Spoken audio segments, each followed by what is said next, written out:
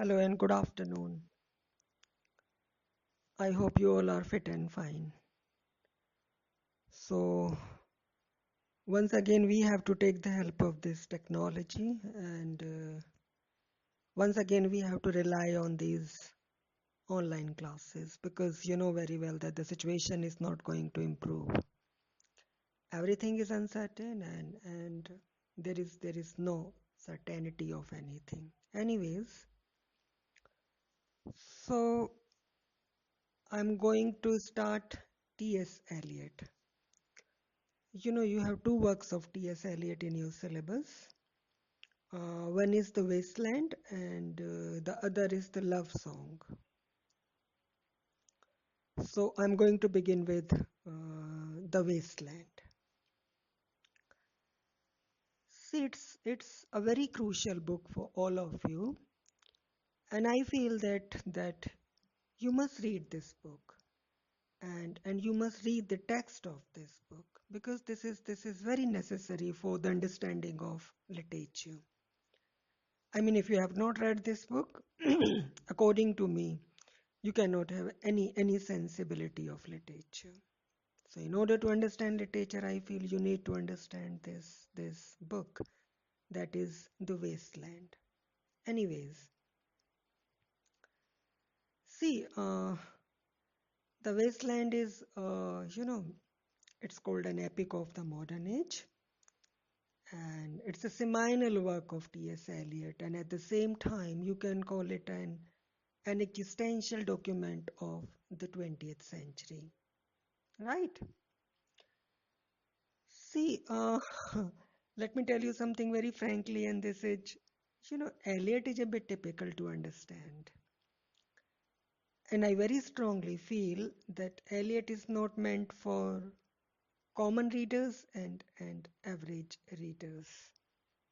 And at the same time, he can't be understood without knowing his age.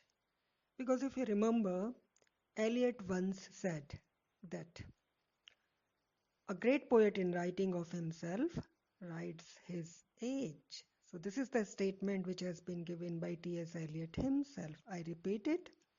He says, a great poet in writing of himself writes his age. I think the remark is absolutely applicable to T.S. Eliot, right? So the fact is that if we want to understand T.S. Eliot, we need to understand the very ethos of his age, and that is the very ethos of the 20th century because he is a product of the 20th century, right? Anyways, I hope you all know about the three great thinkers of the 19th century. Now, who are these? They are Charles Darwin, Sigmund Freud, and Karl Marx, right? Though they were the thinkers of the 19th century, but I feel the impact was felt more strongly during the 20th century than in the 19th century, right? And you know very well that the 20th century is an age of rapid industrialization.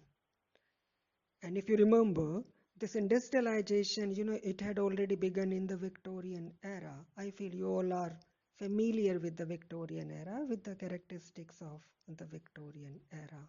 So this industrialization, it had already started during the Victorian era. Because, after industrialization, a number of mills and factories were established, and the mills and factories were established particularly in the cities, in the urban areas, and people started migrating to the urban areas, and it also gave way to migration. So life became migrative, right? So what I'm trying to say is that the 20th century, it is an age of rapid industrialization, but this industrialization had already begun in the Victorian era, right? Now, this industrialization and the revolutionary thinking of these three great thinkers, it gave way to scientific temper, it gave way to scientific inquiry, and particularly, a spirit of scientific inquiry, right? And these tendencies, I think, became more vocal during the 20th century. I mean, they were there in the 19th century also, but in the 20th century, these tendencies of the spirit of inquiry and scientific temper, they became more vocal or they became more prominent during the 20th century, right? Now, about the Victorian era, you can say that it was an age of peace and prosperity, right? It was an age of stability, but at the same time, it was in fact a nursery of all those traits which we find in the 20th century. How?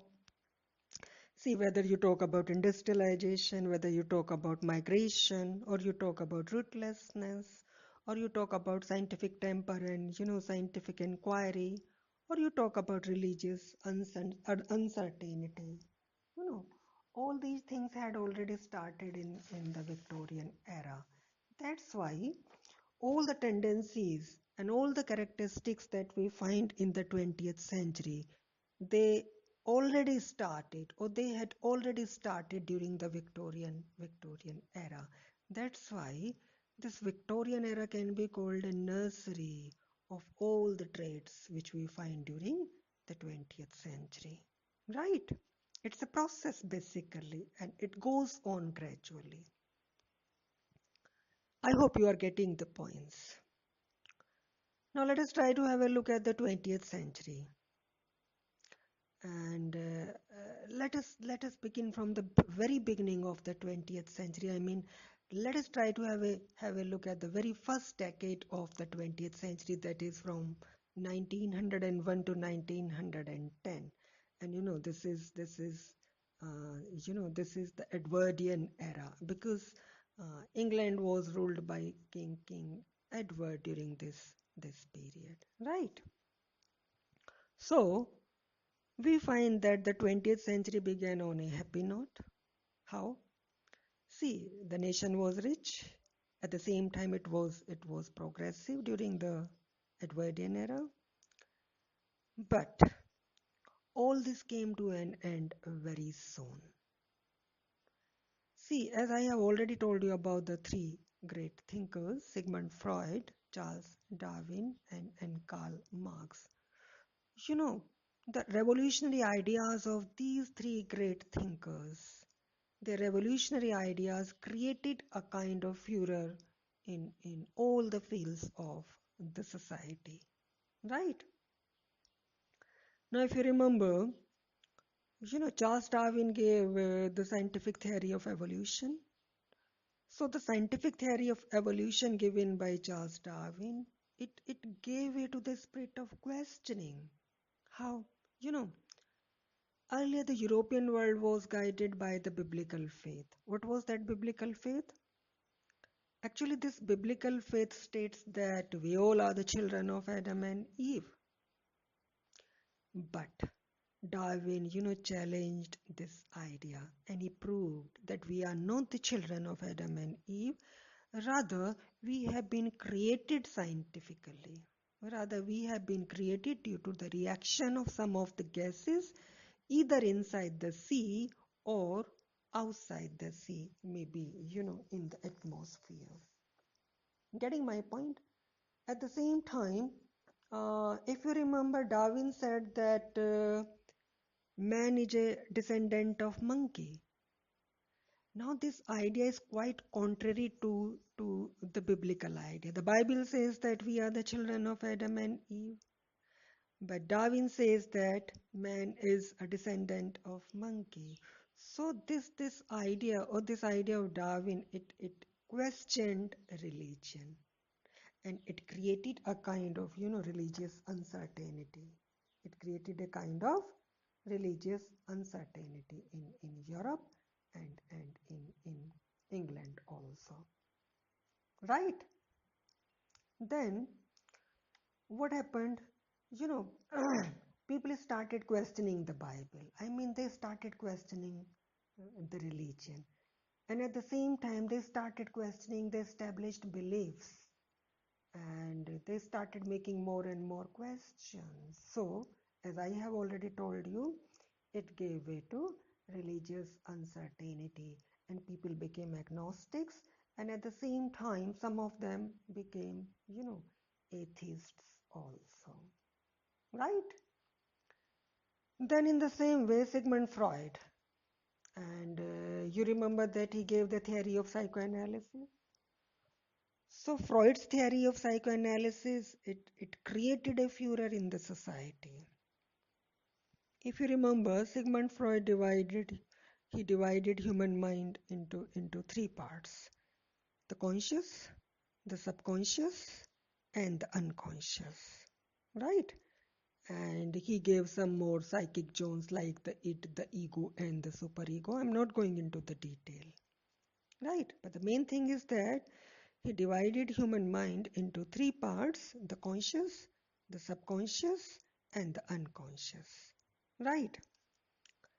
Now, Freud said that the unconscious part of human mind, this is mainly responsible for all human activities and for all human behavior. Right? And at the same time, if you remember, he said that man is a biological phenomenon guided by instincts and impulses. I repeat, he said that man is a biological phenomenon guided by instincts and impulses. So, in a way, he questioned human relationships. Getting my point? He questioned human relationships. Right? So, what were the other impacts or what were the other results of the theory of psychoanalysis? You know, people started, thinking in a free manner. I mean, they did not believe in relationships. At the same time, if you remember, Sigmund Freud said that, there is a kind of sexual attraction between opposite sexes, right? So this attraction may be inside the family also, but inside the family, we are guided by some social taboos and some social rules and regulations. So, but somehow, it declined human relationships. I mean, man started thinking freely. It results in crime. Getting my point. So, human relationships, they came under doubt. I mean, they got a kind of dent from which we could never, recover. Getting my point. Then the third thinker is, Karl Marx, right? And what he is known for. He is known for his Marxism and the impact of his theory. It if you remember, it resulted in the creation of the USSR, though it has now dissolved in air, right? But Marx said that man is an outcome of social and economic factors. He said that man is an outcome of social and economic factors. So his idea, it questioned the authority. And this questioning the authority, it gave way to conflicts. I mean, there came out two classes in the society: the rich and the poor, the masters and the servants, the bourgeois and the proletarian society. Getting my point? So it also created a kind of furor in the society. Is that clear? So, what I'm trying to say is that in the 20th century, the very ideas of these three great thinkers, they created. I mean, all these ideas created a kind of furor, or you just can say that somehow the situations became in a mode like topsy-turvy, right? So we can say that the feverish activities in different fields, they shattered the common people, and we can say that the old beliefs were crumbling. Social conventions, they were undergoing a kind of change, and we can say that everything was in a state of turmoil. Everything was in a state of topsy-turvy situation, right? Moreover, we find a breakaway from the Victorian age. The Victorian age is basically known for its taboos on sex and morality. But in the 20th century, the Victorian taboos on sex and morality were almost forgotten. And if you remember, during the Victorian era, women were not allowed to go outside the home. But now they started going out of the four walls of home. What does it mean? It means that the hold of the old was declining. The hold of the old was declining. Right?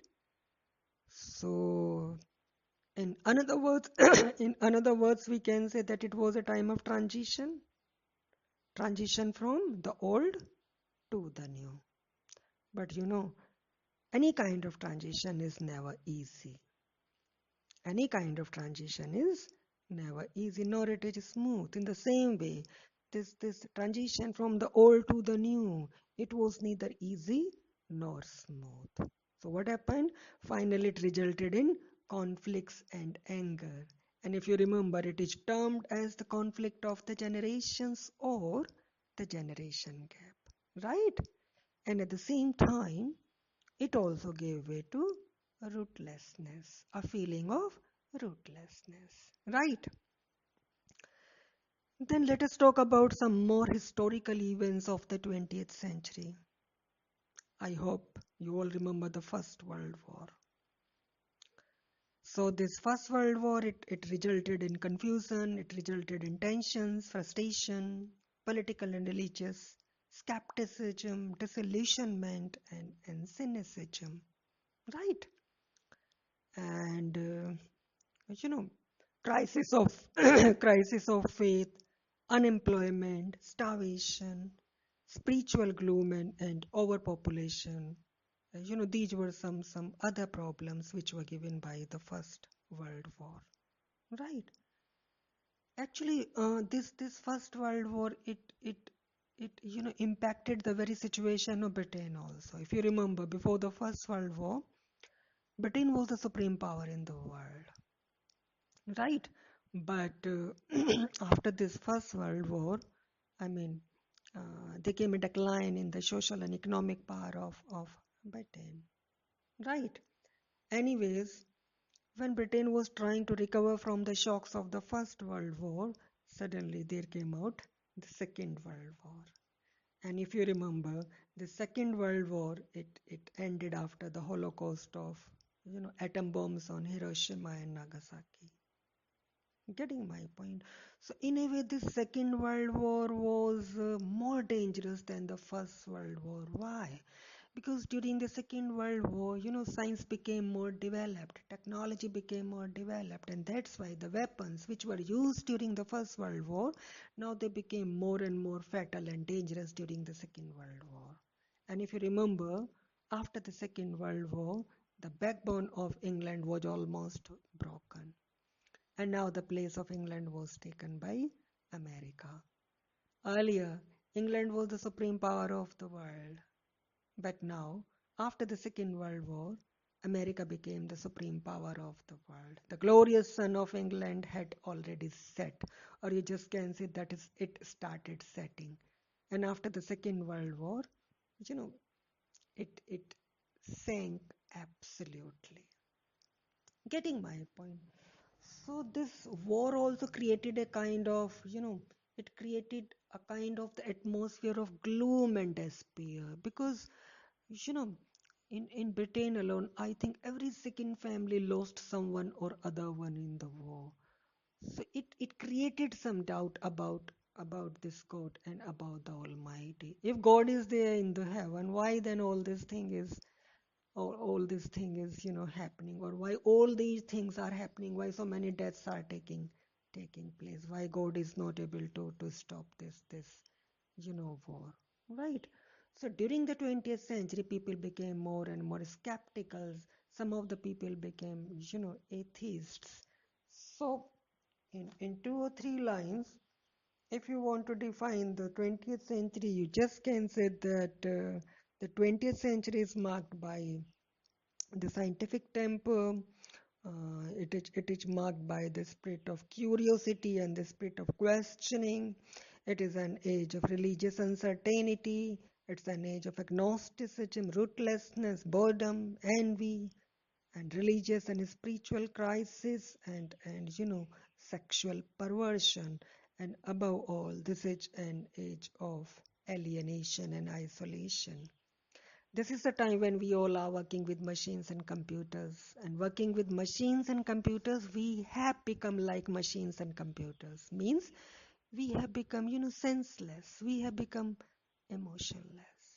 So here, a man is suffering from the sense, I mean, a man feels that I belong to nobody and nobody belongs to me. I belong to nobody and nobody belongs to me. So this sense is very dangerous. Right? So these are some of the tendencies of the 20th century. Some more tendencies I'll explain in the next clip. I'm not going into the detail because I know that every teacher will be starting with the 20th century. So I do not want to disturb you people to give a number of, to give you a variety of different ideas because when you get so many ideas from different sides, then you feel a bit fed up. So I think every teacher would be dealing with the 20th century. That's why I've not dealt in detail. I mean, I've not gone into the details of the 20th century. I've just given you some particular points. Some more points I'll be discussing in the next clip. Thank you. Good day. And if you have some queries, please let me know.